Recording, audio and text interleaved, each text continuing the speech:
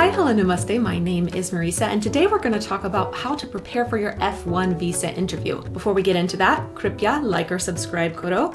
दोस्तों को भेजो. अगर सवाल है तो मुझसे पूछो. Comment करो. I would love to hear from you. So let's get into it. The first thing I want to talk about is just things to keep in mind, right? Things to keep in mind while you're going to get ready for your interview. The visa officer, or VO, as a lot of people call them, it's a person. Just like you're a person. They understand you're probably nervous. They understand this is a big deal for you and you're probably a little stressed out and anxious, and maybe it's the first time you've ever really spoken to someone like them or had an interview like this. They understand all of that. Now, of course, not all of them will interact with you in the same way, but just keep in mind, they understand your situation.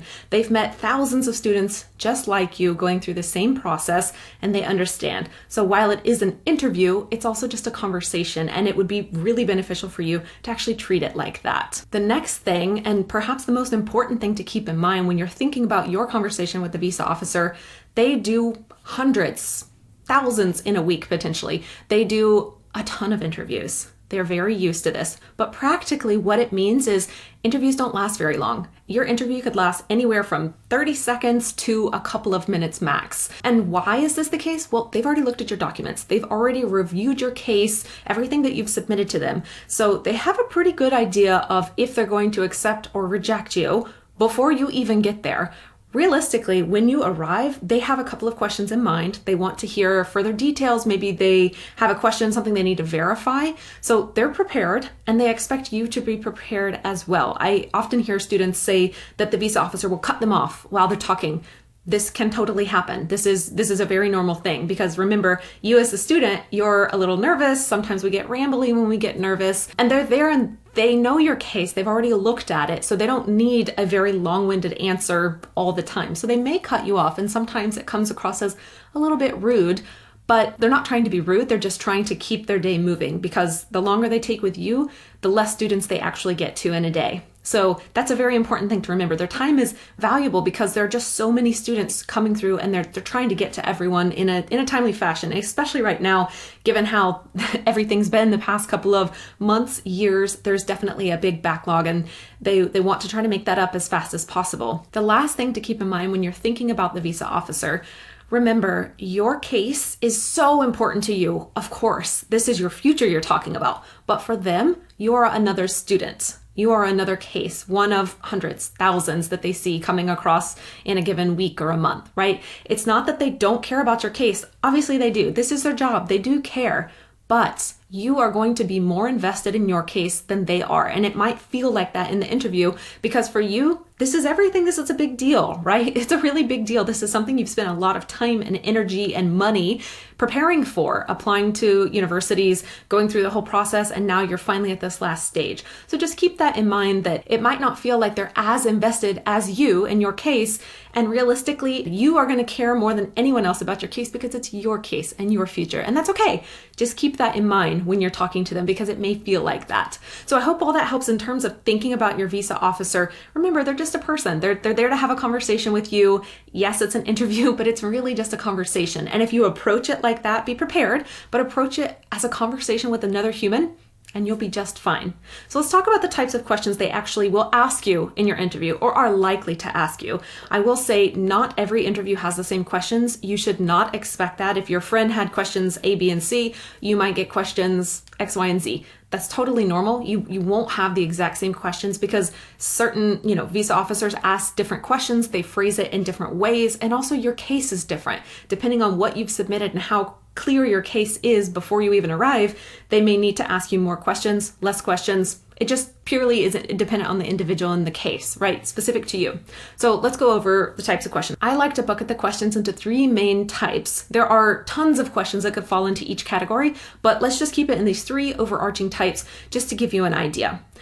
The first type is academic questions. When I say academic questions, I mean they might ask about your previous degree, your bachelor's, what you've done. They might ask about what you're currently doing if you're currently studying. And of course, they will ask about your future, where you're going, maybe where you applied, how many universities did you get accepted to, those types of questions. The second main type is a financial question.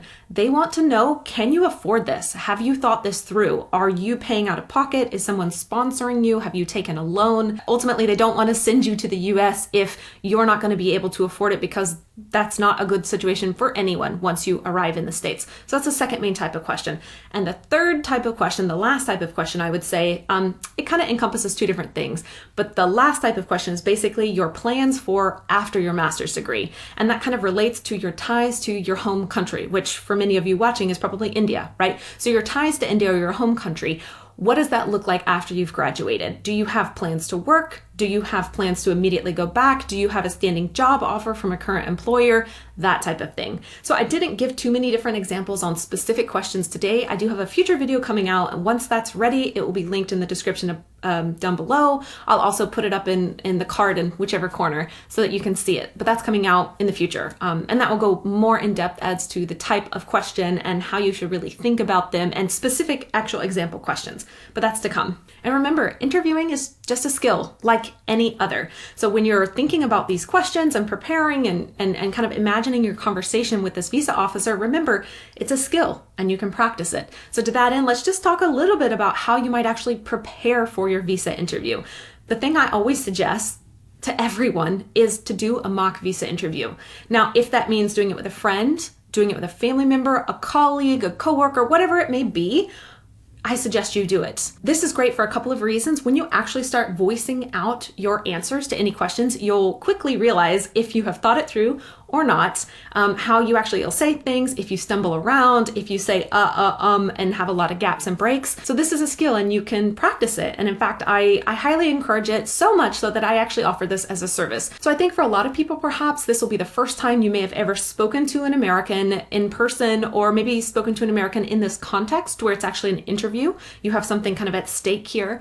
So for a lot of people, the rate of speech or the accent or just the mannerism and how we phrase things as Americans, of course, the language is slightly different. So it's a really good idea to practice. To that end, as I said, I offer this as a service. There's actually, I'm going to link it down below, a link to my website so you can find out further information. But if you're looking for a session where you'll get to actually practice one-on-one, a couple of rounds of a mock visa interview and have real questions with feedback and actually get to speak to someone, in this case, me, I would highly encourage it. But like I said, the information will all be down below and you can go to my website and check it out and see exactly what I have to offer you. So aside from that, in addition to doing your own mock visa interview, you should also prepare kind of on your own. I would suggest to review the different types of questions, like the ones I've mentioned, find specific questions, think through your answers. I think a lot of times people actually prepare answers, like scripted out, written out, verbatim what you want to say answers. I'm not sure this is the best idea. Perhaps it is for some people, but in my experience, if you do this, if the visa officer asks a question in a slightly different manner or they phrase it differently, they're asking something just ever so slightly different, if you have a scripted answer, you're more likely to stumble around. So what I recommend is look at the types of questions and just practice saying them out loud. Really read through the question and just pretend like you're saying it to someone. Say your answer out loud and then just get used to what you want to say. You should be really familiar with your story. It is your story after all. This is completely you.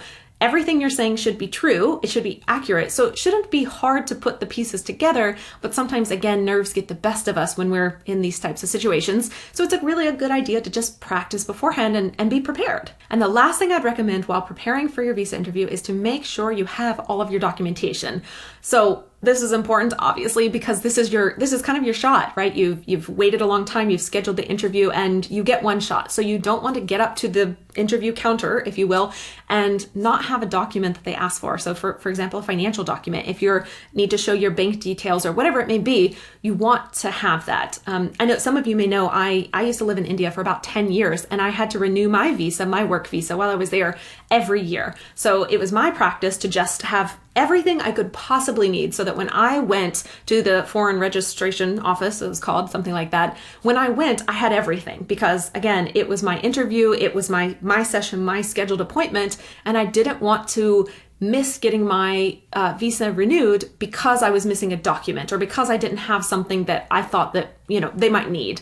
So I always made sure I had everything that was required. And then a lot of times I would even gather documents that maybe weren't required, but were really, really helpful should they ask for it. And it depends really on what's required, but it's just really helpful to have everything you could possibly need and then some, and just be extra prepared because this is your shot, and you don't want to miss it for a silly reason like not having a specific document that they ask for. So I hope you found this video helpful. Like I said, feel free to comment down below. I would love to hear from you. Good luck on your visa interview, and until next time.